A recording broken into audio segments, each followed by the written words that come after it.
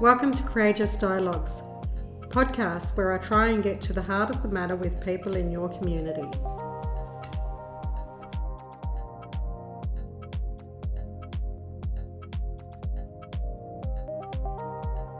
Thank you for coming on to Courageous Dialogues, Angela. I was in a session a few weeks back and you were on a panel and you were talking to a group of girls from around the state about getting into science and technologies and sort of engineering. So you were one of the panelists. Could you introduce everyone in terms of who you are? Well, my name is Angela Lopez. I'm a third-year student at Swinburne University of Technology. I'm studying a Bachelor of Film and Television honours, and alongside studying my degree, I also work freelance in the film and television industry as a producer, a director, a production designer, and overall creative direction. So when I was talking in my panel, they were talking about careers in STEM, and most of the women I was alongside spoke about like cybersecurity and kind of more IT, and my kind of direction was more into filmmaking and how filmmaking itself is a can use technology as well, because a lot of people see it as like art, but at the end of the day, it is both art and it is technology at the same time. So what made you veer into this direction and your experience in terms of culture and gender role perspectives? Yeah, well, what made me veer into the direction of film is my love for storytelling. I loved telling stories and I love writing stories growing up. So I think that filmmaking is a great outlet for that, and it's doing essentially the same thing. And in terms of culture and gender roles, I think that both culture and gender roles are present in everything. A lot of people might say that, you know, they don't see color, or they don't see gender, or they don't see culture, but I don't think that's correct in my opinion. Gender and culture are in everything.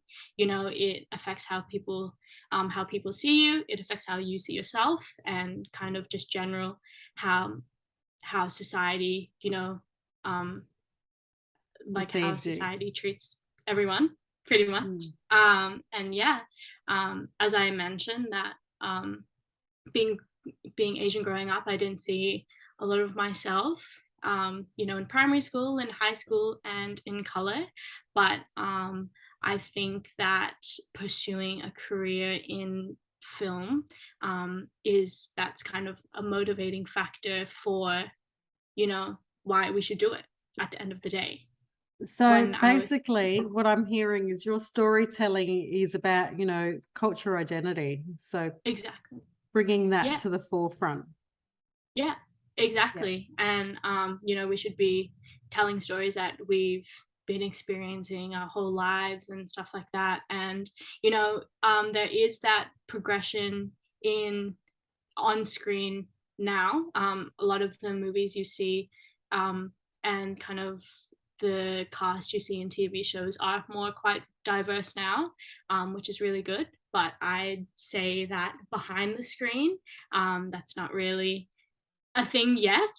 You know, how I mentioned. And just to be clear, when we say behind the screen, we're talking about lighting, we're talking about producers, we're talking about, you know, the people that are putting the backstage together and props and all of that sort of gear.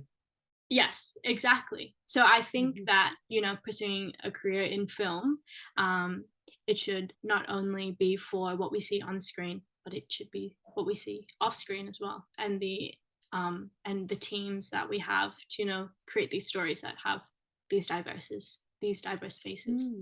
So a lot of the girls that were in that audience sort of asked how you got into it, and they started talking about, you know, I think basically family expectations. So could you talk to us a little bit, because this is courageous dialogue, so I like to talk on subjects that aren't really spoken about. And Mhm. you were quite engaging because you had a couple of themes going on there. You spoke about the cultural sort of expectations, and you also talk about the gender sort of bias in actual sets where you've got lots of women, but who aren't actually doing necessarily the role that they should be doing. So could you talk to us maybe first about the culture sort of aspects, maybe even let us know, what background you have and what the expectations were for you growing up? Yeah. Well, growing up, um, growing up, like there was an expectation um, that like the child would like do a career in like my mom's an accountant, so my mom wanted me to be an accountant, and then my dad wanted me to be a lawyer. So very like stereotypical like Asian career paths in a sense. But I think growing up, like I've always loved storytelling. And I've always loved writing stories. I always leaned more towards English than I did maths and science. And I think growing up, I wasn't very good at math and science at all. And I definitely leaned towards doing more creative stuff. I loved, you know, making videos just like in my room, like instead of like doing my homework and like stuff like that.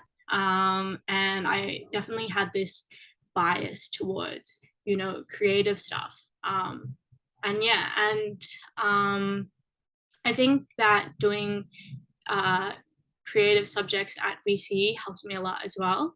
Like I did media and I did viscom, and I think they definitely uh, a little like light bulb kind of just like went in my head that these could definitely be careers that they have actual prospects to it as well, not just like something that you do like just because like a side, like it's a side thing or something like that. And yeah, but growing up I didn't really see a lot of people who looked like me. So in my primary school, I was like only maybe me and my brother were probably like the only Asians in our primary school. And then in high school, I was probably one of the only four girls in my year level that were Asian out of like 120. And then studying film, it's still the same thing. I was going to cut in here, and I want to Yeah. just take you back to where you were talking about your, family and your background there. What was the conversation like with your parents in terms of, hey, I'm not going to become an accountant. This is what I plan to do. Did you have to sort of sell that, or was that like, okay, you can trial that and then have a backup plan sort of thing? Did you have that sort of a conversation? Yeah, so I did. So when I was choosing like my subjects for VCE, there's like a legal studies like subject, and I was like, I have no interest in law like at all, but I'll do it, and I'll get a good mark, and if I get a good mark, I don't have to do it ever again. And same with like accounting as well. Like I did business in BCE as well, and then I also got a good mark, and I was like, okay, well, I think I'll just stop it here and do what I actually want later in the line. But like my family are super supportive, and they're very encouraging of my career and stuff like that, Oh, which I'm very fantastic. grateful for. So you got some really good grades in those subject areas. So the conversation was, I can do this, but this is what I'd like to do. What are you passionate about? Is there one particular area that you're just like, this is what I'm going to be doing? I love producing, which is like kind of organizing the project together. Like I love like you budget and you do all the legal stuff, and you kind of if a director kind of says this is my idea, the producer says, well, this is how we're going to take it off the paper and then onto put it into real life and have it made. And I also do a lot of production design, which I really like. That's kind of like the visual aspect of everything, you know, what props am I gonna need, like if you need a set dress, and what does the whole world look like um, in film. Yeah, Mhm. So there is a bit of budgeting and accounting there going on. there is. Yeah, so business really helps me. Okay, so if you were going to give advice to, let's say, girls in their selection year, choosing subjects for year 11 and 12, what sort of advice would you give them? I would say do stuff that you're passionate about, and especially for VCE, don't worry about scaling and things like that. You know, like a lot of girls think like, what's going to get me a high ATI, and like what subjects will get me a high ATI, and then a lot of the creative subjects like media and viscom and studio arts, they scale down a lot. So girls are really deterred by that because they think they won't get a good mark.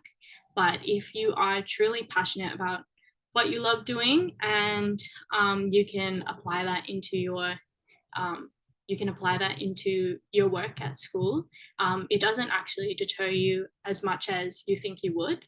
And at the end of the day, doing subjects like media or like studio arts, it is a really nice balance between those really heavy content subjects, which I really like as well, and I Yeah. really enjoyed in high school. So you're a creative person. Um, what does creative sort of mean to you?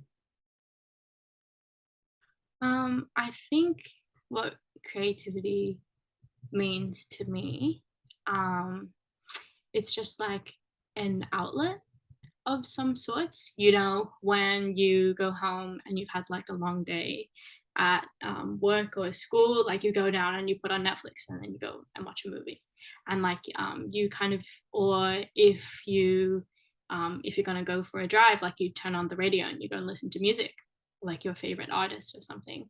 So it's just like it's kind of just like a support when you're going through, you know, your mundane like everyday tasks, and it serves that like sense of entertainment and a sense of purpose. And yeah. So you're trying to do that all day long, is what I'm hearing. Pretty much, yeah. Oh, good for you. So this is Courageous Dialogues. Could you tell us a little bit about maybe a time that you felt like you were courageous and what makes you say that? Yeah. um I think a time that I've been courageous is when I directed a documentary that I did last year.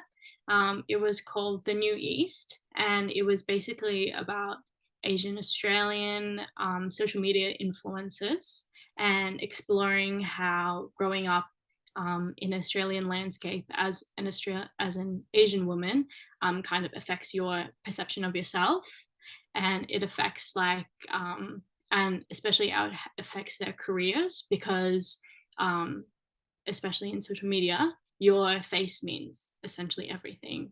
And we shot it over the weekend with like a really small crew, and it was just so interesting seeing how these different perspectives of different women, and what it means to be Asian, growing up in Australia. And especially because I've mentioned that I didn't really see a lot of people like myself, it was really interesting seeing how much it either aligned with how I thought as well growing up, and kind of also these new avenues which I didn't even think before. And I think that um, the documentary isn't something you haven't really seen before. Like you don't really hear about this kind of stuff. So hopefully, um, I think the courageous part is, you know, taking my experiences and putting it out onto paper, and hopefully Mm. reaching out to other people as well. So you went out and interviewed other people as well and just compared your stories as part of the documentary? Uh, Not necessarily me comparing myself, but have Yeah. them just speak about their own experiences, and then whilst I was editing, I was like, oh, this kind of is what I think, and stuff like that as well. Yeah. That's great. Is that published? No, it's not published yet. I'm still working on it, but hopefully it'll be out soon. Yeah. Let's talk about I'm still working on it, because I started podcasting this year, and it looks easy, right? It's just a conversation, right? Yeah. Oh my God. It's the editing that is killing me. It really is editing. I don't think people realize just, what's involved. So maybe you could tell us a little bit about, what's involved in actually documenting and then actually editing to get to that stage where, it's good enough to publish and you're happy with it. Mm-hmm. Well, it was, my documentary was for uni.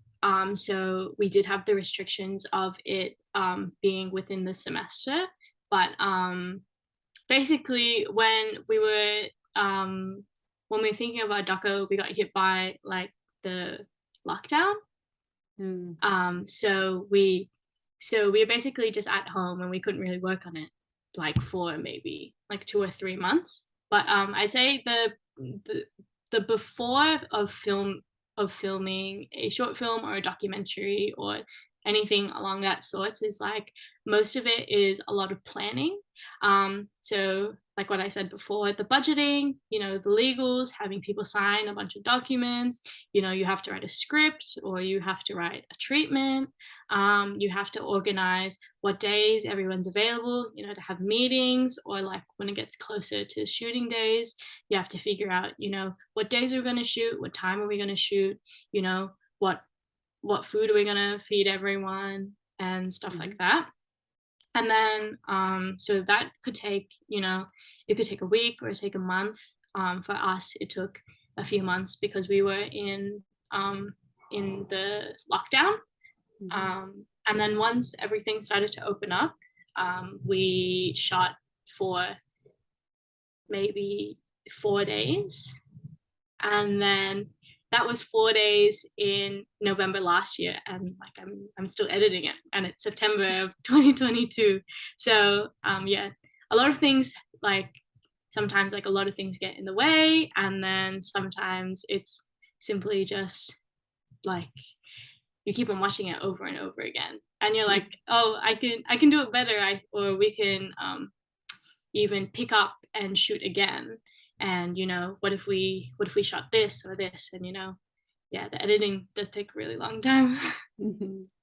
Thank you so much for coming on to Courageous Dialogues, and thank you for actually going out and inspiring young girls. There were 1,700 girls that day. Oh, thank you. And I think you probably had half a room there as well, coming in and out. So it's really good for them to hear. I know that the students that I took, the girls that I took, were really inspired by your story, because you were the young sort of panelist on there. So keep doing that, because we want more girls to be taking up these roles in different industries as well. So thank you so much for coming on to Courageous Dialogues.